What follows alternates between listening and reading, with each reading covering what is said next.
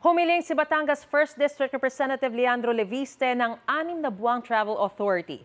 Ang travel request ni Leviste ay mula February 8 hanggang July 26 para sa halos 20 bansa.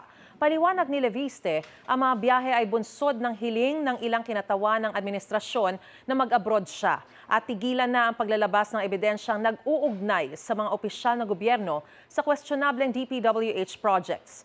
Ayon kay Leviste, ipinadaan umano ang request sa kanyang ina na si Senadora Loren Legarda.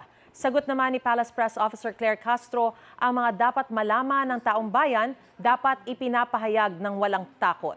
Huwag daw dapat idaan sa drama ang pambibintang sa administrasyon ng walang ebidensya.